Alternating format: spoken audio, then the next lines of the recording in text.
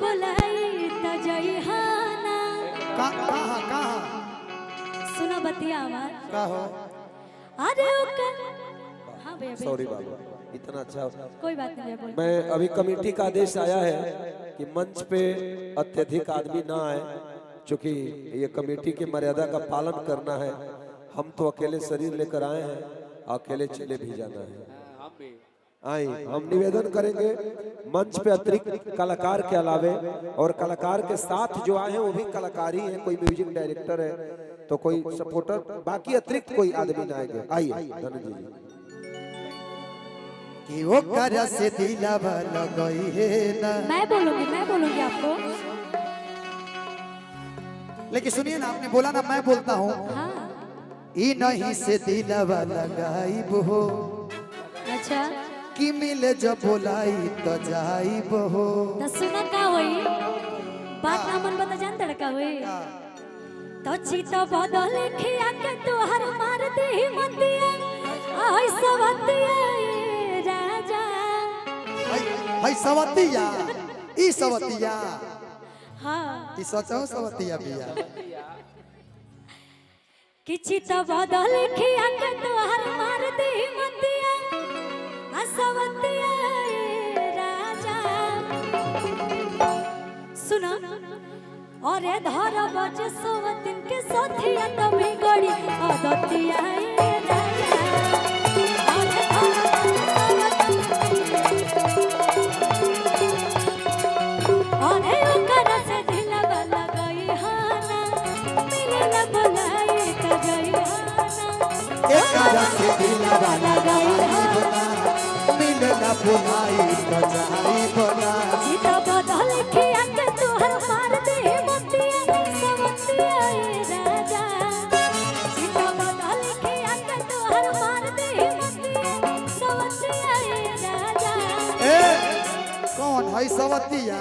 हाँ ये सवतिया ए सवत कि पियऊ दुबर भइला हो आ सवतिनिए के चक्कर में पियऊ दुबर भइला ना कि ऑपरेशन के चक्कर में पियाऊ दुबर भइला हो। मैं बजा दीजिएगा कि पियऊ दुबर भइला हो ए पियाऊ दुबर भइला हो। सवतिनिए के चक्कर में पियऊ दुबर भइला कि पियऊ दुबर कि पियऊ दुबर भइला कि पियऊ दुबर भइला सवतिनिए के चक्कर में पियऊ दुबर भइला सवतिनिए के चक्कर में पियाऊ दुबर भइला हो। झुमका झुलनिया भोले दे दिया झुमका झुलनिया भोले दे दिया दिल न कोनो सवतिन दे दिया झुमका झुलनिया भोले दे दिया दिल न कोनो सवतिन दे दिया कोहबर के बतिया याद कली हो। सौतिन वाला गाना हमके बहुत आता जान तरीका है काहे कि सौतिन से हमरा बड़ा डर लागेला ऐसे कि झुमका झुलनिया भोले दे दिया दिल न कौन सवतिन दे दिया झुमका झुलनिया भोले दे दिया दिल न कौन सवतिन दे दिया कोहबर के बतिया याद कलिहा कोहबर के बतिया याद कलिहा खुशी जी तारा खान मेरा रुदंदर का कोई कोबर ना कही कि बेला ना के मार याद कली हो।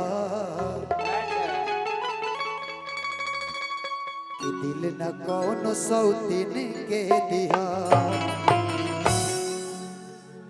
कि अरे ओकर से दिलवा लगई हाना सही हमें बात है। बुलाई त जइहाना ओकर से दिलवा लगई हो ना, मिलेला बुलाई तो जइहाना। चिता बदल के अंग तोहर मार दे मतिया सवतिया ये राजा ए और धर गज सवतिन के सठिया तो बिगड़िया सतिया ये राजा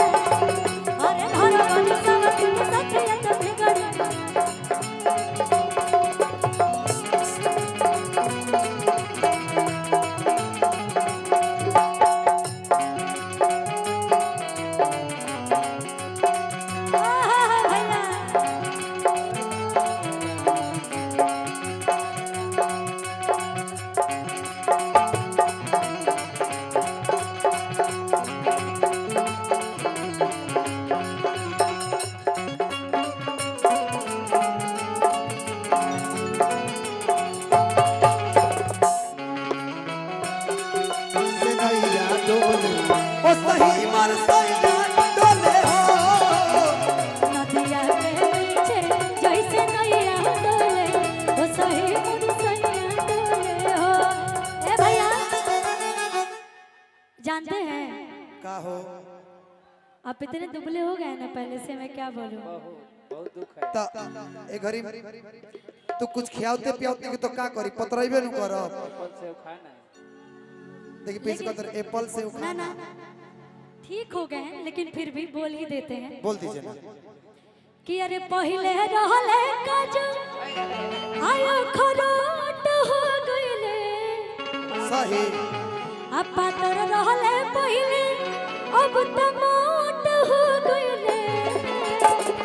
हे हरि राम कृष्ण जगन्नाथ हम प्रेमानंद ये क्या हुआ कि अब त नैयो ना डोले सैयो मोट हो गइले, कि अब त नैयो ना डोले सैया मोट हो गइले। ओ खरोट हो गइले, पातर रहले पहले अब त मोट हो गइले, अब त नैयो ना डोले पियो मोट हो गइले, कि अब त नैयो ना डोले सैयो मोट हो गइले।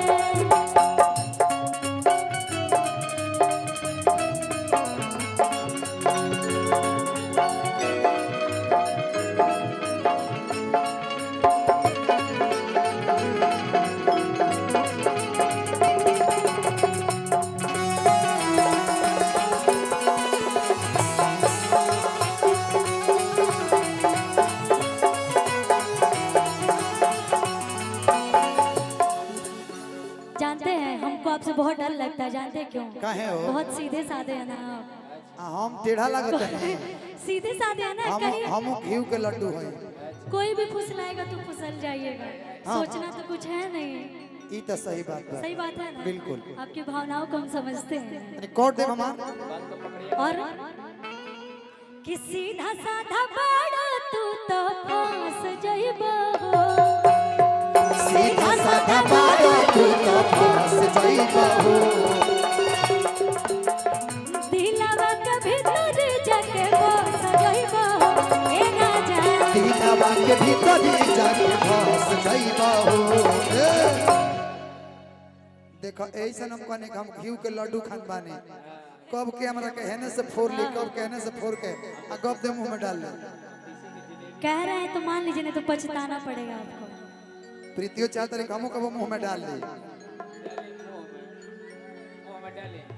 कि सीधा साधा जान के तो अरे फंस जाइबो, आओ कर फेरा में जाके फंस जाइबो, ओकर फेरा में जाके फंस जाइबो।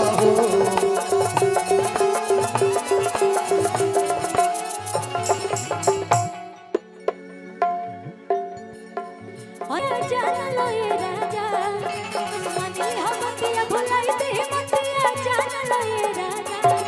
और सुनिए का हो कि अरे मानी ली हो बतिया भुलाई दे मतिया, जान लो ये राजा। अरे धर बज सब दिन के सोथिया तो बिगड़िया बतिया ए राजा, अरे धर बज सब दिन के सोथिया तो बिगड़िया बतिया ए राजा।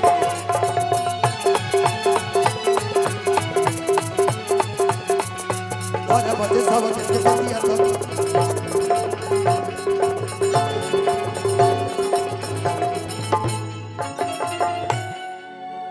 क्या बात है? हेलो